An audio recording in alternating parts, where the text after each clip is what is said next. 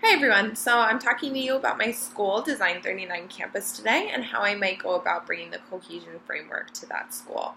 So as a little bit of background, Design 39 campus is a TK through 8 public school in Poway Unified School District. And Design 39 campus sounds like an unusual name for a public school, and it's an unusual place in the way that our overarching vision is to improve education, especially to improve public school education and get away from some traditional models to make learning more relevant for students in this day and age. So my needs are focused around that vision, and they're also focused around the grade span that I work in at that school, which is 6th, 7th, and 8th grade, so kind of those middle level learners. As I assessed the needs of the school after interviewing a variety of school leaders, I narrowed it down to 2 different needs. The first was supporting struggling students, and the second was showing proof of learning. So for the first one, our state test scores came back and showed that about 3/4 of our students are working at or above grade level, which is phenomenal and speaks to both our demographic and the work being done at this school. However, it also means that 1/4 of the students are not at or above grade level and they're falling behind. So working on ways to support these struggling students became a really important need as I was interviewing these school leaders. The first step I would take for that is talking to the teachers and seeing what their areas of need are in supporting these students. From there, making sure they have the necessary trainings to use the systems that are already in place and know what resources are available to them is an important next step. Further, I would implement what we call RTI parties. So those happen every other week or once a month, whatever the teachers feel is appropriate, to discuss students that are struggling, discuss interventions that the students or that the teachers might use to support the students, and how we can document that to show progress over time and to make sure that we're reaching these students. I would also like to build more relationships with the students and the teachers by creating little homeroom pods that the students get in 6th grade and that continue all the way through 8th grade. That way these students have a teacher advocate for them and someone that's kind of always checking up on them and someone that the parents can contact, and that can be one point person throughout the whole school. The second area of need was showing proof of learning. So as we try some non-traditional techniques, we're seeing if they're best for learning. However, parents who have been taught in a traditional way may feel that this is foreign to them, and there can be some inconsistencies in what we do across all the grade spans. So ultimately, we want the community and families to know, and students to know, where their child is at, where they're going, what they need to work on. That's an important part of the learning process and school in general. So to make sure that we're showing proof of learning, the first step would be to use data, obviously. So using kind of a standardized test like the MAP test is something that can be tested 3 times a year across all the grade spans to show progress over time, knowing that it's one piece of who a student is, but an important piece in that puzzle of figuring out where they're working and where they can improve. From there, we have been building out what we call competencies. So those competencies are for each grade span, each grade level actually, and in each subject. So we built out the math, writing, and collaboration competencies, and they show those big rocks of learning, those major areas that students need to focus on and need to master at each grade level.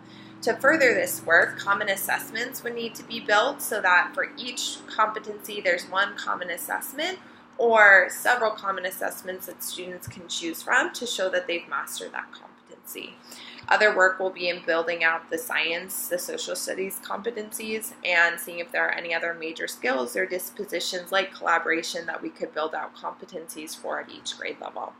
From there, we could get teachers involved that are passionate about those subjects, that have a lot of background knowledge, and bring them together to work on it, which gives another common vision and brings more teachers together around a common goal.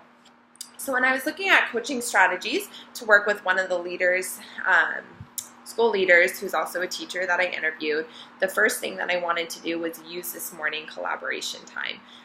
So this is time set aside every single morning for an hour. Prep does not take up morning collaboration time. There's time for prep during the day and after school. And as an instructional coach, you could use this time to meet with a teacher kind of based on needs. So it could be every other week, it could be once a month, to talk about resources, to talk about reflection, and to talk about goals for improvement. My main idea for reflecting on practice for teachers and to kind of narrow the focus as an instructional coach would be to videotape lessons and then go back, watch the lessons as the teacher, and then that teacher would reflect on what went well and next best steps. So I think it's important to give teachers autonomy and ownership in what they're working on. That's a buy-in piece, which we try to get for students. I think equally important for teachers as they learn how to improve their practice. So those next best steps would help focus the learning, help focus what the instructional coach might offer in terms of resources throughout that coaching period. I also think it's important to have some sub-time given to a teacher so that they could go observe other colleagues. So often we're kind of siloed into our own classroom, so the more we can break down those walls, see what other teachers are doing, the more collaboration we have, the more we might get inspired to try new instructional techniques, to see what might be working for other teachers, and to spark that conversation.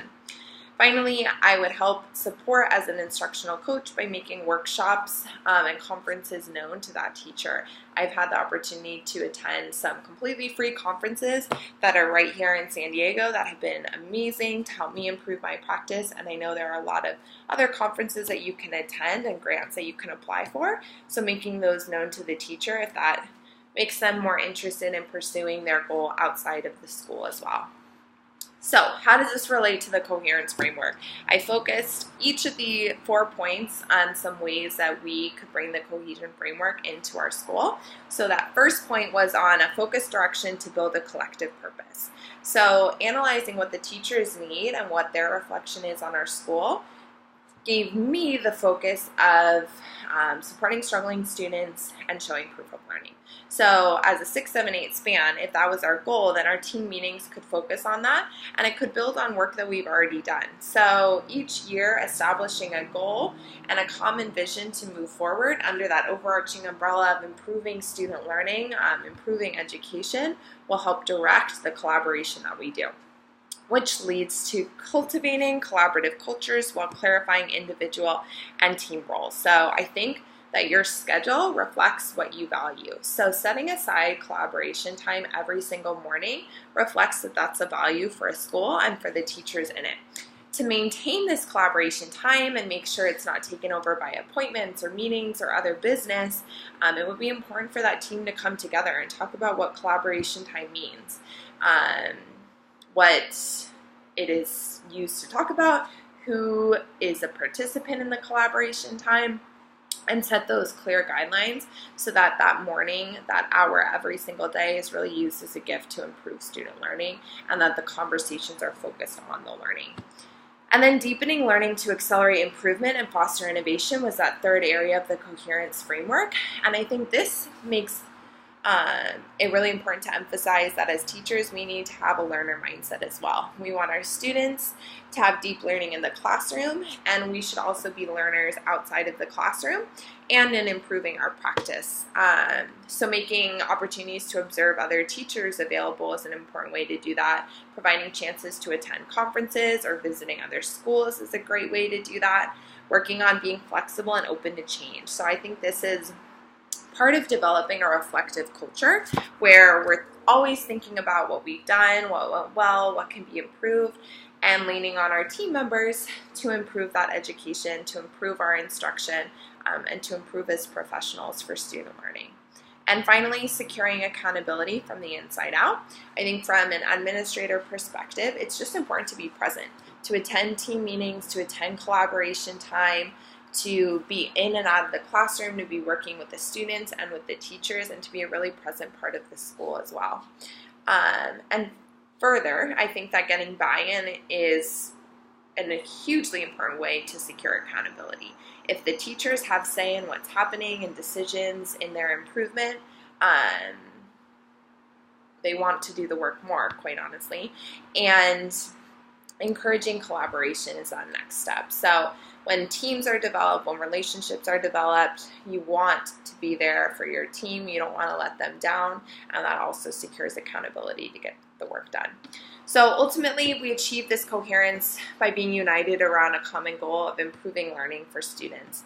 From there, we can hone in on those major areas of need and practice uniting the 4 components of the coherence framework to kind of improve as a school, to improve learning, and to ultimately improve education. All right, thanks for listening. Let me know if you have any questions. Looking forward to the feedback.